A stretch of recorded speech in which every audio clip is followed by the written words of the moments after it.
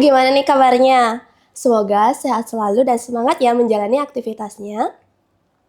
Oke, kembali lagi nih kita ke podcast Ngoceh.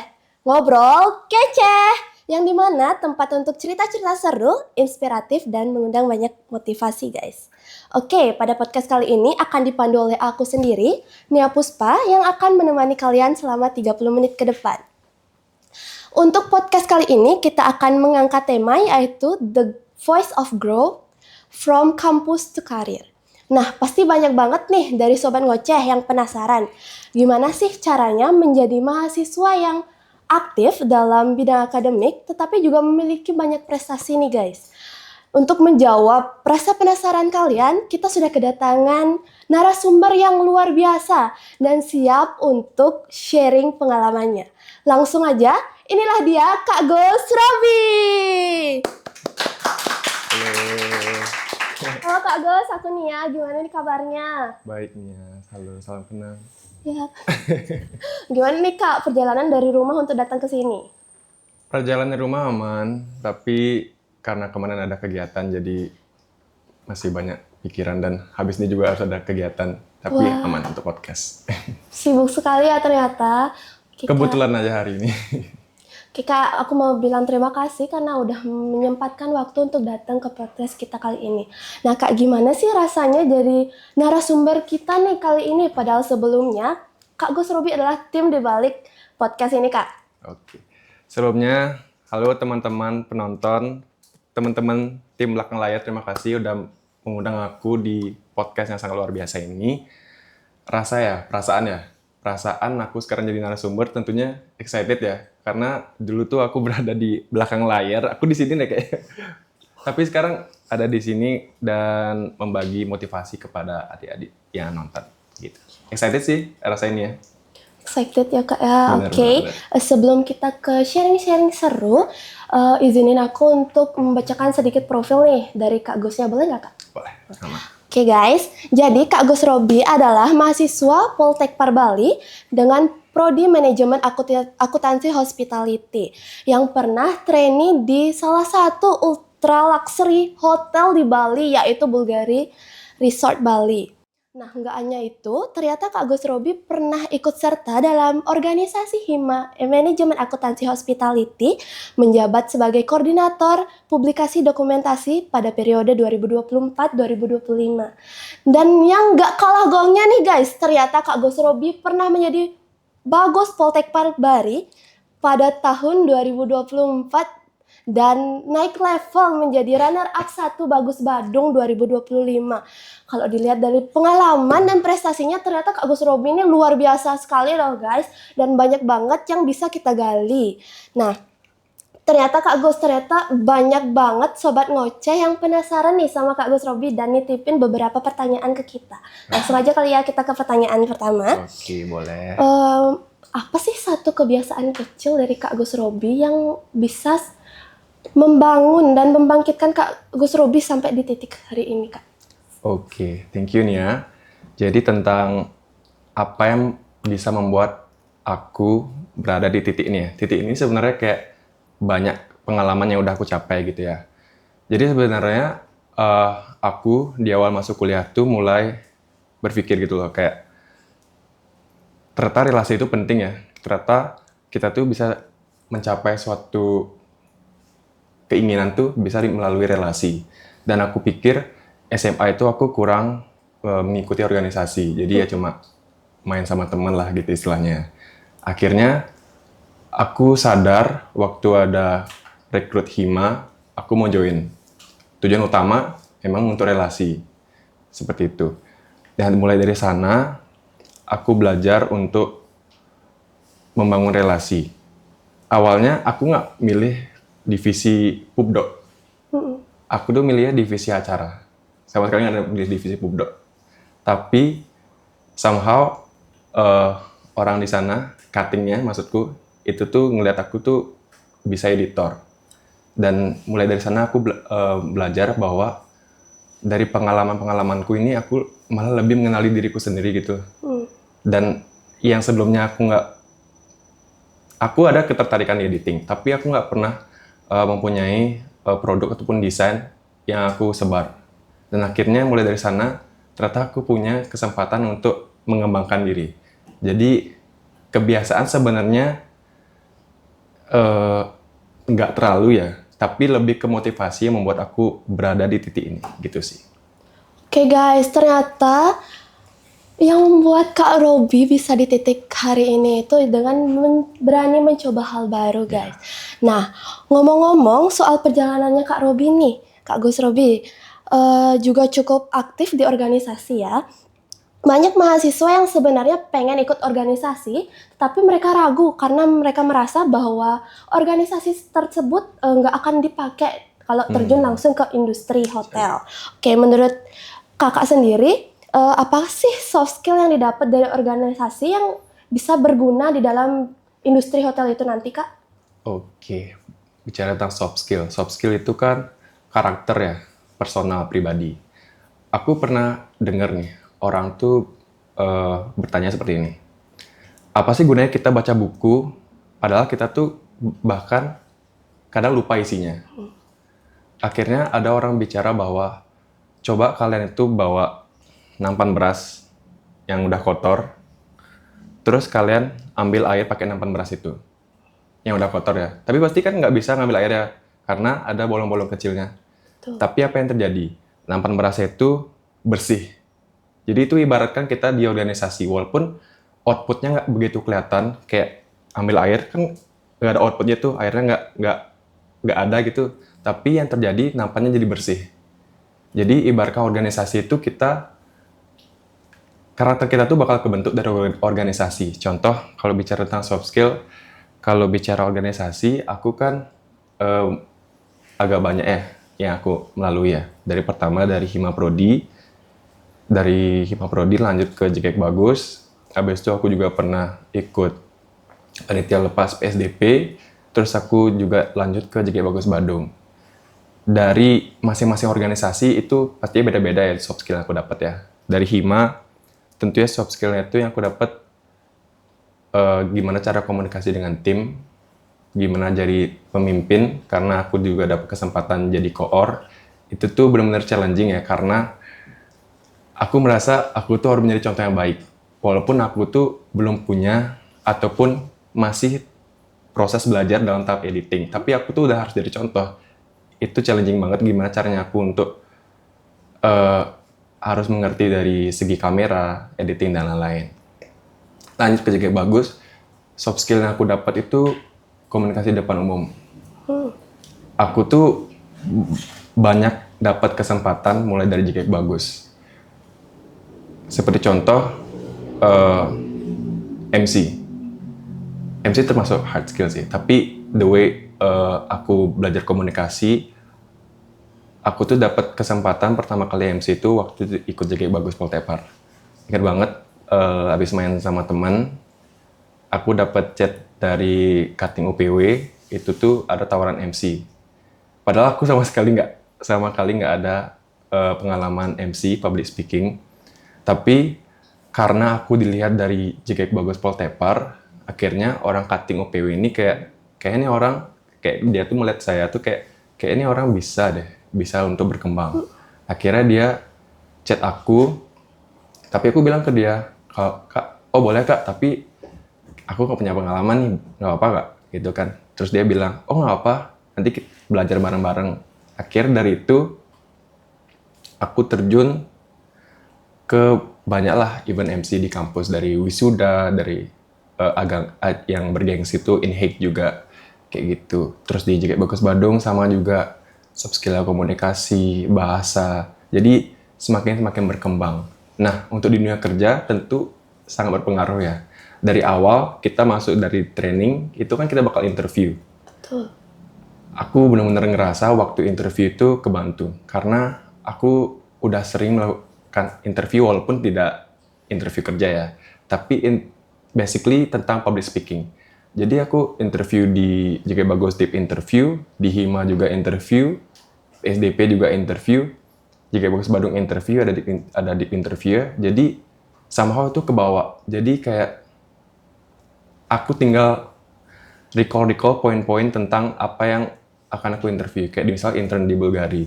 Jadi aku tinggal belajar lagi tentang income audit ataupun account receivable. Tapi aku nggak perlu bingungin lagi tentang bagaimana cara aku ngomongnya. Jadi aku hanya poin-poinnya aja. Jadi soft skill komunikasi itu sangat membantu di dunia kerja, dan juga bagaimana aku membangun sebuah relasi. Gitu sih, soft skill yang paling penting. Karena aku sadar bahwa relasi itu bisa terjaga apabila kita memiliki banyak kesamaan. Ataupun seperti lainnya PDKT lah, pacaran. Kan kita tuh harus somehow kita yang menyamai dia ataupun dia yang menyamai kita.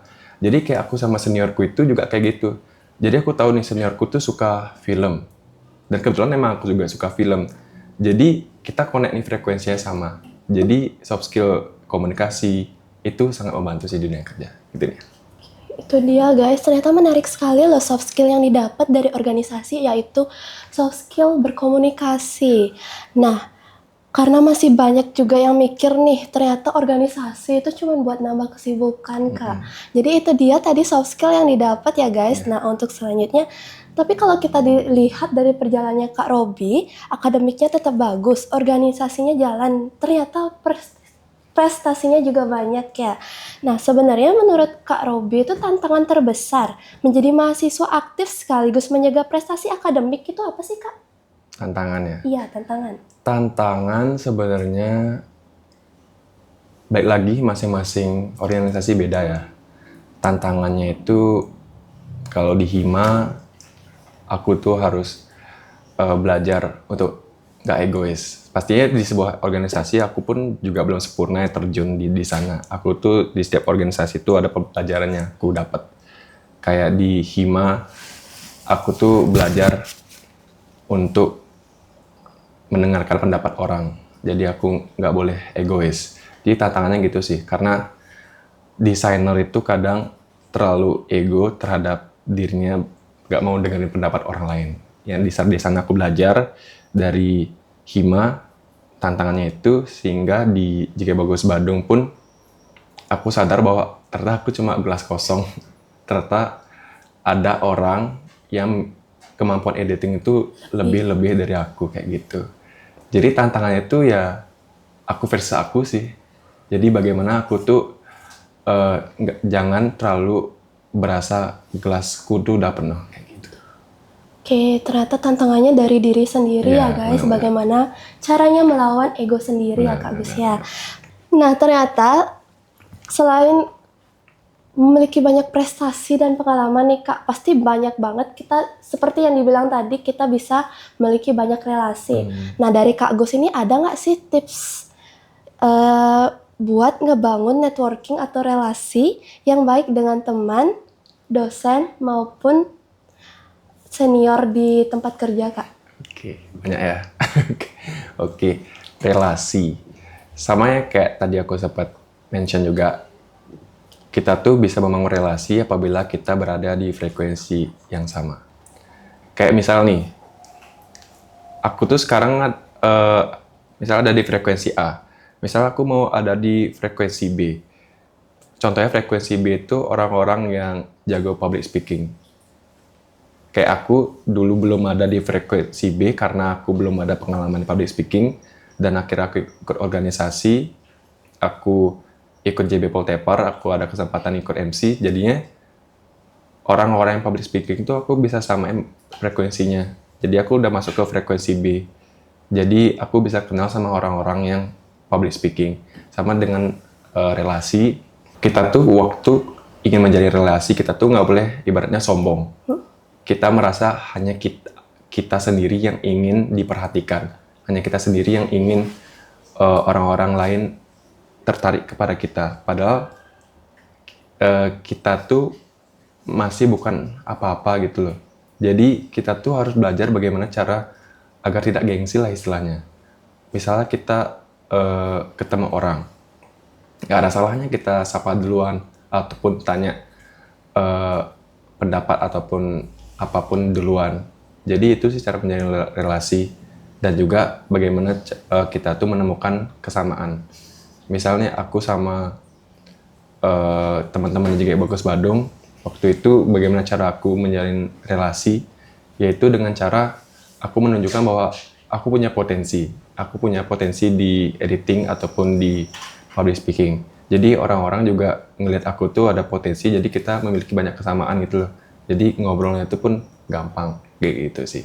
Juga dengan senior, cara mereka melihat bahwa kita tuh orang yang mau berjuang, mau belajar. Jadi mereka merasa, oh ini orangnya enak nih diajak ngobrol. Karena menurutku kita di dunia kerja pun sama ya. Kita memang butuh hard skill, kita butuh pengalaman, kita butuh pengalaman Excel dan lain-lain. Tapi dengan soft skill yang kita punya, dengan cara kita komunikasi yang bagus, cara menjaga relasi, itu yang membuat kita bertahan di dunia kerja. Kayak gitu sih. Oke, ternyata sesederhana itu ya guys. Dengan tidak sombong dan berani untuk bertanya terlebih dahulu kepada orang bisa membangun relasi yang baik ke orang-orang sekitar kita. Nah, Kak Gus Robi, kan ini sibuk banget prestasi, akademik, dan lain-lain itu. Gimana sih caranya Kak Gus Robi menentukan prioritas di tengah-tengah sibuknya itu semua, Kak? Oke. Kalau berbicara tentang prioritas, mungkin di zaman aku ikut JKT Bagus Badung ya. Karena di sana aku masih ikut hima, aku masih join JKT Poltepar, juga masih kuliah ya, of course kuliah. Jadi bener-bener banyaklah kegiatanku. Waktu itu JKT Bagus Badung kegiatannya itu Sabtu Minggu, bahkan ada weekdays juga ya. Dan aku tuh PP pulang pergi dari sini, rumahku di Jimbaran, ke Puspem. Jadi lumayan jauh sejam, dan juga ada latihan nari itu di Gianyar. Jadi kadang kayak triangle gitu, bolak-baliknya. Jadi cara aku menentukan prioritas, tentunya memang jika Bagus Badung prioritas pertama waktu itu.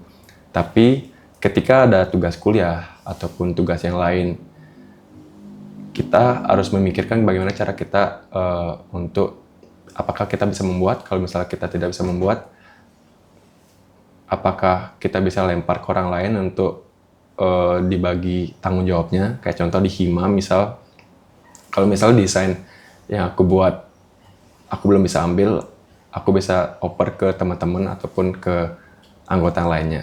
Kayak gitu sih. Juga dengan tugas kuliah, karena bersyukurnya ya, aku tuh di kuliah tuh teman-temannya supportive banget, apalagi cowok-cowoknya Power Rangers. Jadi cowok teman kelasku itu, aku itu ber-8 dan semuanya itu benar-benar mau support apapun. Ada tugas, aku bingung, aku tanya, mereka jawab. Jadi Satya, Lanang dan lain-lain, Eka, Nanda itu benar-benar membantu aku pada saat zaman JKT Bagus Badung, karena kan walaupun aku nggak lagi latihan JKT Bagus Badung, tapi pikiranku tuh kesana ke JKT Bagus Badung, karena ada Q&A lah, 3 bahasa, latihan segala macam. Jadi pikiranku walaupun lagi kuliah tuh banyak banget sebenarnya. Jadi dengan dibantunya teman-teman Power Ranger, jadi ya udah bener kebantu banget gitu sih. Keren banget ya Kak, namanya Power Rangers Aduh, guys. ke-spill. Oke, gak apa-apa Kak. Tapi jujur ya Kak, orang-orang pasti ngelihatnya Kak Gus Robi tuh keren banget loh ya. Tapi padahal diri kita sendiri tuh ngerasanya capek banget ya Kak ya. Nah dari itu semua, pernah nggak sih Kak Gus Robi itu mengalami pressure saat menjalani training dan di saat yang sama juga harus bertanggung jawab di organisasi Kak? Pernah banget. Pernah banget. Jadi training itu kan benar-benar di masa hal yang pertama kali kita coba. Kayak awal-awal training itu semingguan, sebulanan lah bahkan. Itu tuh sangat-sangat beradaptasi. Kayak semuanya handover, aku belum ngerti workflow-nya gimana. Dan juga di saat itu, seingatku ada ACT. Jadi untungnya teman-teman adik kelasku kating-katingnya sangat hebat ya, Krisna, Indira, Ira, Adit itu hebat banget. Jadi aku tuh bisa tenang gitu dan kebantu banget ya. Mereka bisa handle sendiri kayak gitu. Dengan aku juga mantau, tapi mereka udah bisa gerak sendiri, aku juga udah kebantu banget kayak gitu sih. Jadi trainingku aman, ACT aman kayak gitu. Berarti dengan dibantu Ya. oleh tim ya Kak ya, Benar, itu sangat membantu sekali. Oke guys, ternyata nggak kerasa nih kita udah sampai di pertanyaan terakhir Kak Gus. Nah pertanyaan terakhirnya itu dibalik semua pencapaian yang Kakak raih, hal kecil apa yang Kakak syukuri selama menjadi mahasiswa nih Kak? Selama jadi mahasiswa, Iya betul. yang aku syukuri karena aku udah mau berani mencoba untuk ikut banyak organisasi gitu sih. Karena dengan aku ikut banyak organisasi, secara nggak sadar mungkin ada orang-orang yang kenal aku, bahkan aku tuh nggak kenal mereka gitu. Dan dosen-dosen saat aku jadi MC juga sering kenal aku, padahal aku juga gak kenal dosennya siapa. Kayak aku seneng aja gitu banyak orang yang notice aku, dan itu juga merupakan keinginanku ya dari awal masuk ikut CGI Bagus Poltepar. Pengen aja gitu tampil di flyer-flyer gitu kan di IG, dan langsung karyanya juga kecapai. Jadi itu sangat bersyukur sih aku bisa kuliah di Poltepar Bali Jaya.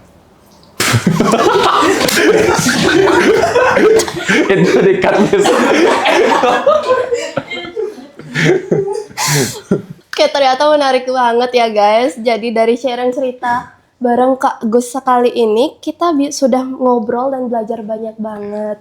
Nah, kita bisa ambil banyak pelajaran bahwa menjadi mahasiswa aktif dan berprestasi bukan hanya soal kemampuan akademik, tetapi juga tentang konsistensi, manajemen waktu, keberanian mencoba hal baru, serta kemampuan membangun relasi yang baik dengan orang-orang di sekitar kita. Nah, sebelum kita tutup nih Kak, kita mau ngasih sedikit reward nih ke Kak Gus Robi karena udah mau menjadi narasumber dan bentuk rasa terima kasih kita ke Kak Gus Robi. Oke. Nih Kak, mohon diterima ya Kak ya. Aduh. Oke, 1, 2, 3 udah. Salamanya nggak jadi? Salamanya. Oke Kak, terima kasih ya Thank Kak, you, mohon diterima. Ina. Oke. Nah, itu dia tadi guys podcast kita kali ini bersama narasumber yang sungguh luar biasa. Aku, Nia Puspa, selaku moderator mengucapkan terima kasih kepada Sobat Ngoceh yang sudah menonton podcast kita kali ini. See you in next podcast guys, bye-bye. Bye-bye.